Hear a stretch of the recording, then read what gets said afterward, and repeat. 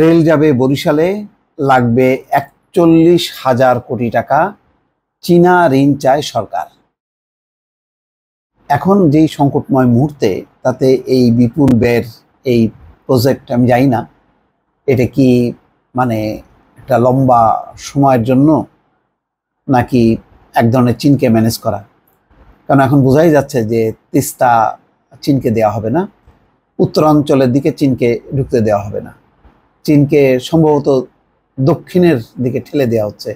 এই জন্য তাদেরকে এই নানা যে প্রকল্প, রেল প্রকল্প বা অন্যান্য বন্দর প্রকল্প যাই করুক, তারা দক্ষিণ দিকে যাতে করে সেরকম হয়তো একটা প্রপোজাল সরকার রেডি করেছে। কেননা চীনকেও ম্যানেজ করতে হবে, চীনকে দরকার টাকার জন্য, আর ভারতকে দরকার হচ্ছে ক্ষমতায় থাকার জন্য। এটা মোটামুটি সোজা হিসাব। এটাই হচ্ছে রাজনৈতিক অঙ্গনের আলোচনা। রাজনৈতিক বিশ্লেষক, কূটনীতিক বিশেষজ্ঞ যারা, তারা এমনটাই মনে করেন যে এক ধরনের ভারসাম্য, যে ভারতকে সুবিধা দিলে চীনকেও দিতে হবে। আবার আজকে পররাষ্ট্রমন্ত্রী দেখলাম বলল যে চীন সফরের ব্যাপারে ভারতের কোনো আপত্তি নেই।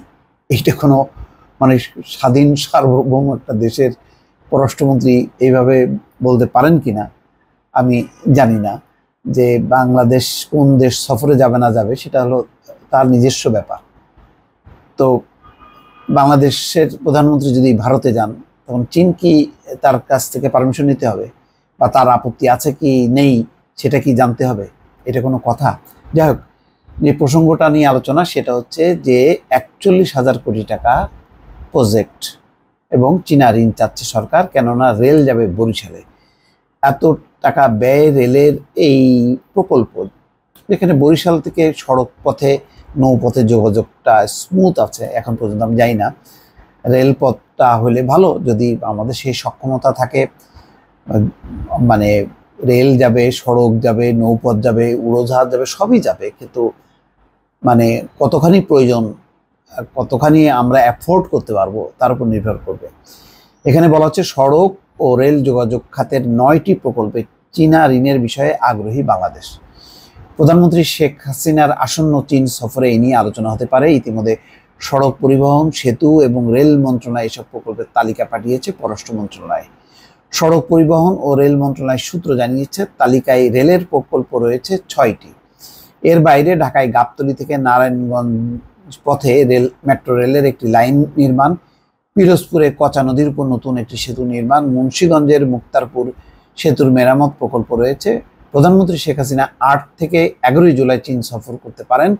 পররাষ্ট্র মন্ত্রণালয় জানিয়েছে, ওই সফরে দ্বিপক্ষীয় আলোচনায় রেল ও সড়ক যোগাযোগের প্রকল্পগুলোতে চীনা ঋণের বিষয়টি প্রাধান্য পেতে পারে। তাদেরকে কিছু ব্যবসা দিতে হবে, কেননা বাংলাদেশের এবারের ক্ষমতাসীনদের ক্ষমতায় থাকার পেছনে ভারত তো শুধু না, চীনেরও ছিল, সমর্থন ছিল, রাশিয়ারও ছিল।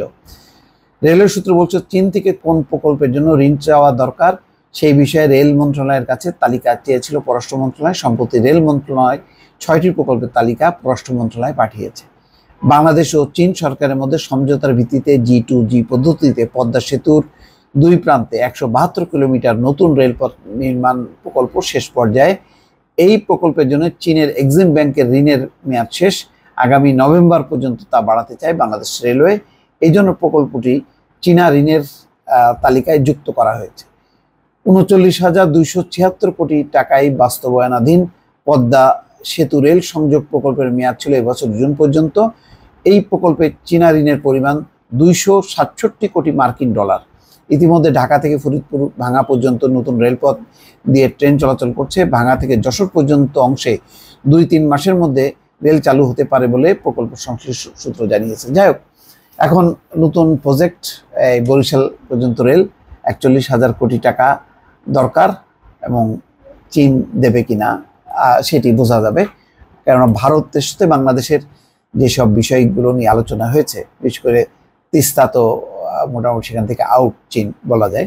তো সেটি তারা কতখানি হজম করবে, সেটা মেনে নেবে কিনা, মেনে নিয়ে তারা অন্য প্রকল্পে কিভাবে যুক্ত হবে, এটি সফরের পর বোঝা যাবে যে চীনের ইনভলভমেন্টটা কিভাবে থাকবে বাংলাদেশের সাথে। দর্শক ভালো থাকবেন, আল্লাহ হাফেজ।